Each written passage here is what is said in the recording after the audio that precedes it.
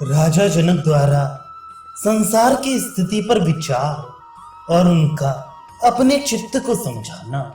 श्री वशिष्ठ जी कहते ही रघुनंदन, राजा जनक जब इस प्रकार चिंतन कर रहे थे उस समय प्रतिहार ने उनके पास जाकर नैतिक कार्य करने के निमित्त उठने के लिए अनुरोध किया, परंतु राजा पूर्ववत संसार की विचित्र स्थिति पर ही विचार करते रहे।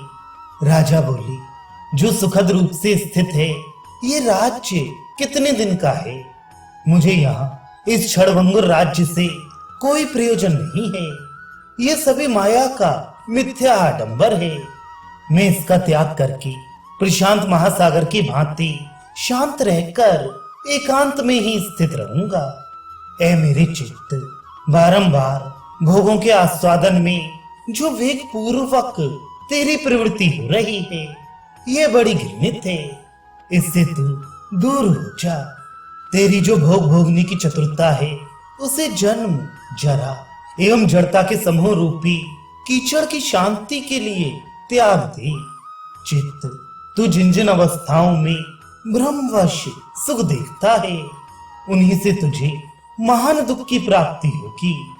इसलिए इस तुच्छ भोग चिंतन से कोई लाभ नहीं है। ऐसा विचार करके राजा जनक मौन हो गए। उनके चित्त की चपलता शांत हो चुकी थी, इसलिए वे चित्र लिखित पुरुष की भांति अचल भाव से स्थित हो गए और पुनः इस प्रकार विचार करने लगे, मुझे कोई भी क्रिया करने से क्या प्रयोजन है और कुछ न करके निष्क्रिय होकर बैठे रहने से भी क्या मतलब है?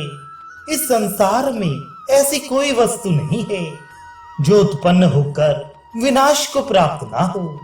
मिथ्या रूप से प्रकट हुआ ये शरीर कर्म करे या निष्क्रिय होकर बैठा रहे, सर्वत्र समान भाव से स्थित हुई मुझ विशुद्ध चेतन की इससे क्या क्षति होने वाली है?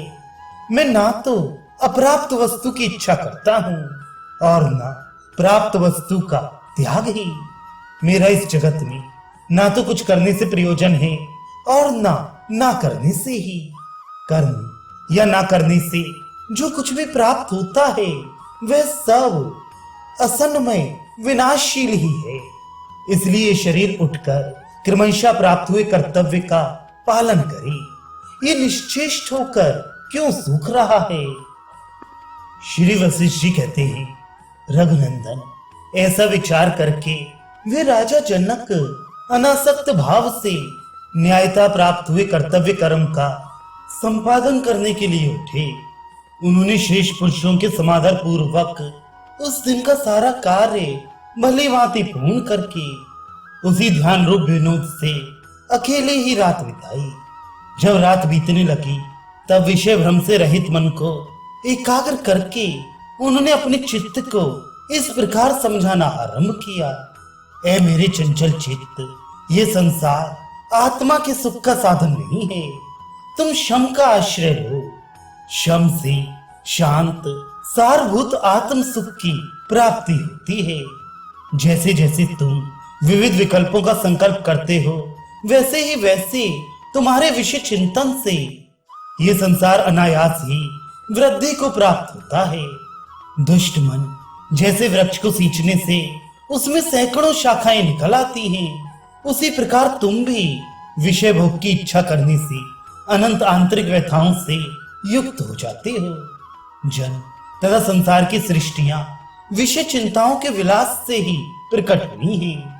इसलिए तुम नाना प्रकार की चिंताओं का त्याग करके उपशम को प्राप्त हो, संसार से उपरत हो जाओ। सुंदर चित्त, इस चंचल संसार सृष्टि को और शांति के सुख को विचार की तराजू में रखकर तोलो। यदि तुम्हें संसार की सृष्टि में ही सार प्रतीत हो तो इसी का आश्रय लो, नहीं तो शांत स्वरूप ब्रह्म में स्थित हो जाओ।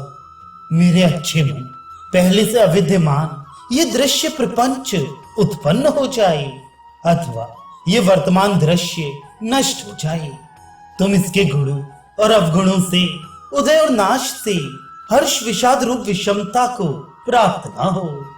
इस दृश्य वस्तु संसार के साथ तुम्हारा थोड़ा सा भी संबंध नहीं है, इसका रूप है ही नहीं। ऐसे मिथ्या दृश्य जगत से तुम्हारा इस तरह का संबंध हो ही कैसे सकता है? सुंदर चित्त, यदि ये दृश्य जगत असत है और तुम सत्य हो तो तुम ही बतलाओ, सत और असत में, जीवित और मृत में कैसे संबंध स्थापित हो सकता है?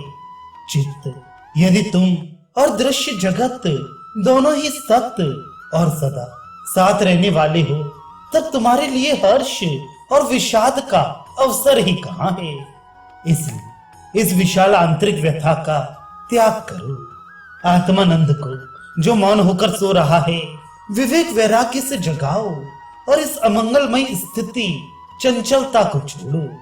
अरे षट चित्त, जड़ दृश्य रूप इस संसार में ऐसी कोई उन्नत और उत्तम वस्तु नहीं है जिसकी प्राप्ति होने से तुम्हें परम परिपूर्णता प्राप्त हो जाए।